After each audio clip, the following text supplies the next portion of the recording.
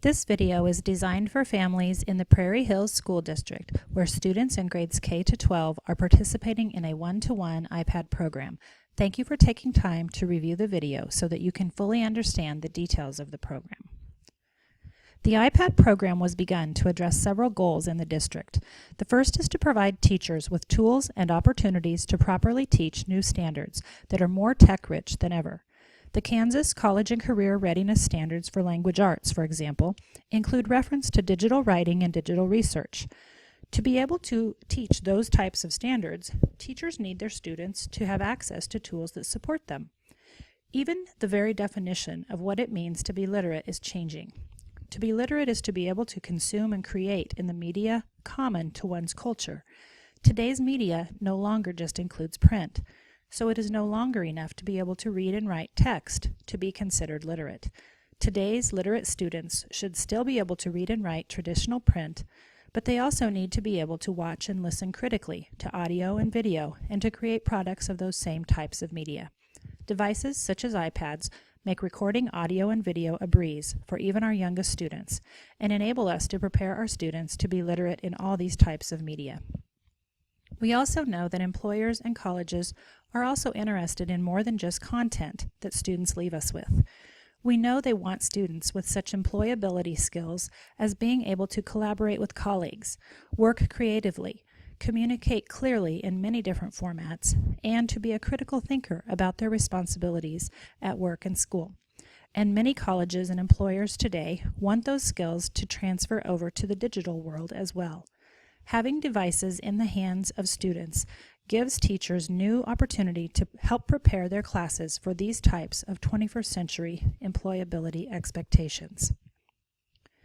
Another reason USD 113 moved towards one-to-one computers for students was to address some pretty severe inequities across the buildings in our district in regards to the number of students and available computers in the buildings. Several of our buildings had more demand for computer lab access than had space to accommodate.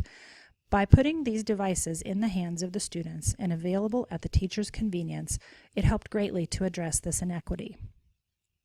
Finally, the district has begun moving towards digital textbooks that can be accessed on the iPad.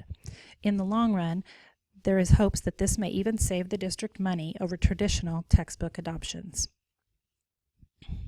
This program really started in the 2011-2012 school year, with district administrators and building principals receiving their iPads. There was also a single class set of iPads available in the district for teachers to start experimenting with. In the spring of 2013, all district teachers received their iPad and training opportunities began.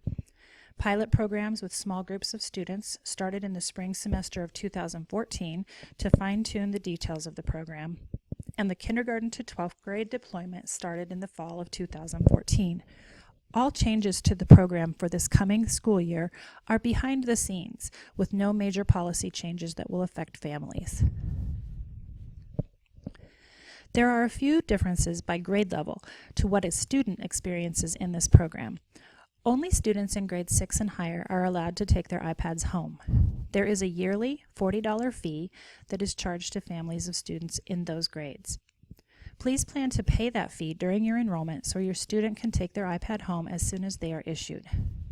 Students in grades 9 and higher are allowed to use their own Apple ID to personalize the content of their iPad, but in grades 8 and lower, the content is determined by the teachers who work with each grade level. In grades K to 5, iPads stay at school and are charged in carts in each classroom. There is a student iPad policy handbook which will be addressed with the students during the first days of school, but it is also available to you to review online. It can be found on the district website at www.usd113.org. Both the Parents and the Students tabs have links to this handbook. Click on the word Parents to expand the Parent menu. When the menu is expanded, look for the link to the Student iPad Policy Handbook for grades 6 through 12. This handbook has several details that you should review and even read together with your child. However, there are a few details from the policy handbook that we wanted to mention directly in this video.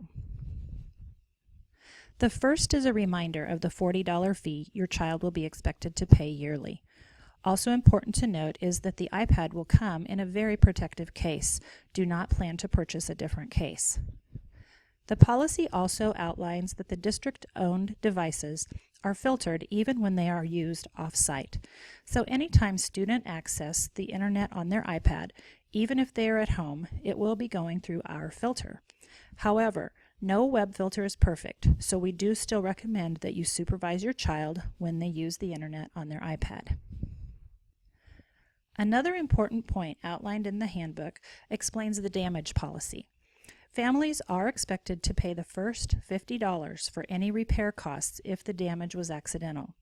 If there is an instance of intentional damage, your family is responsible for the entire cost of the repair or the replacement of the iPad.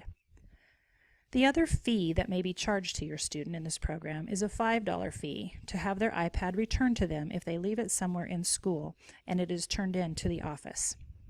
This is to reinforce the personal responsibility necessary to the success of this program. The policy handbook also outlines that the district is not purchasing for each student accessories like earbuds, keyboards, stylus, or protective sleeves or bags. However, your family is welcome to add these accessories and students may find them valuable. The very last page of the policy handbook is a student-parent pledge.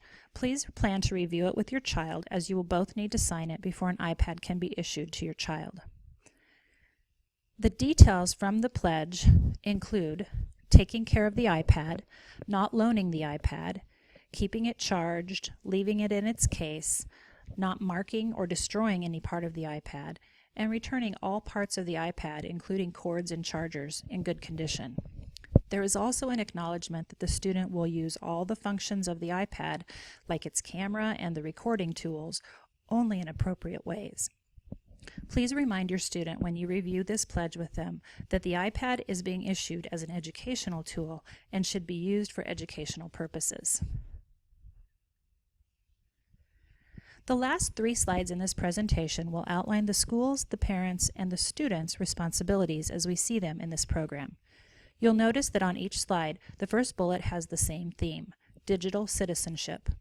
We see teaching and expecting positive digital citizenship behaviors as a joint responsibility between the school and the parent.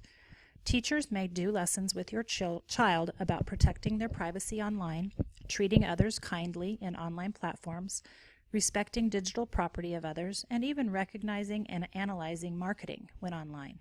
We also see it as the school's responsibility to set and enforce limits in the classroom for how the iPad will be used. Tech support and training for how to use the iPads for education will be provided by the school to both staff and students. Students may request help with their iPad by emailing our technology support system at the email address support@usd113.org. The school also takes a proactive role in filtering both internet content and email messages that come through our devices. We truly strive to keep students safe while they use our technology. Finally, we see it as an important point that teachers are frequently reminded that even though students have access to the iPad as a device, they still may not always have internet access at home. Teachers are reminded to help students learn how to work offline and still make use of their iPad in this situation. We do not see it as the school's responsibility, however, to provide tech support to students after school hours, nor do we provide troubleshooting regarding your home wireless setup. We have seen in the past that some satellite-based internet providers conflict with our district's internet filter, which can result in iPads not connecting to internet at your home. If you have satellite dish internet and experience this, let us know by emailing support@usd113.org or calling your child's school. This slide outlines our view of the student responsibilities in our iPad program. The first is to protect the iPad. A couple of important steps students can do to protect their iPad are to always leave it in its case and never leave it on a floor. Most damage occurs when one of those 2 rules is broken. Students are also expected to have their iPads charged and ready to use at the beginning of a school day. They will easily stay charged throughout a school day if they are near 100% at the day's start. While students will be responsible for taking care of iPads, teachers are still in charge of the iPads when they are in their classrooms. Students should plan to follow teacher directions regarding the iPad's use in the rooms. Teachers may want only specific applications to be in use during their class time, and they may even request that iPads be turned off or put away for parts of their instruction. This final slide in the presentation focuses on what the district sees as your responsibility as a parent to support this one-to-one iPad program. We appreciate your help and want to recognize that having school-owned devices being sent home with your child means that your parenting is affected. We want to encourage you to share lessons with your child about what you see as important behaviors when online and using technology. Share with them expectations that are placed on you yourself in the area of digital behavior, or what you've observed other people do that you may not approve of. Be proactive and have intentional conversations with your child about your expectations instead of waiting until something unpleasant happens. You should also plan to establish expectations in your household for these iPads. Where will it be okay or not okay to use them? We suggest not using them in bathrooms, for example, because of potential water damage. Many families have rules that technology cannot be used in children's bedrooms. Other families do choose to allow this. Some families have rules about technology during meals or family times. Your family should decide for yourself what those norms will be. Will you have a specific place for the iPad to be charged? Consistency with this helps to keep cords and chargers from getting misplaced and helps the student be prepared for school with a charged iPad each day. Will you have limits to the time of day or how long you allow your child to use the device? Many families have a cutoff time at night after which the iPad must be put away. Some families have rules about not using the iPad before other obligations like chores or some time outside are met. Discuss this with your family. Even listen to your child's input and help them learn to make this type of decision for themselves. A useful parenting resource you may like to take a look at is listed under the photo here. CommonSenseMedia.org does a great job of helping parents think through decisions about all types of media. Be sure to check it out. One additional request we have for parents is to leave the iPad settings as they are. If you feel for some reason that the restrictions on the iPad are not correct, please handle it by contacting the district's technology staff instead of adjusting it yourself.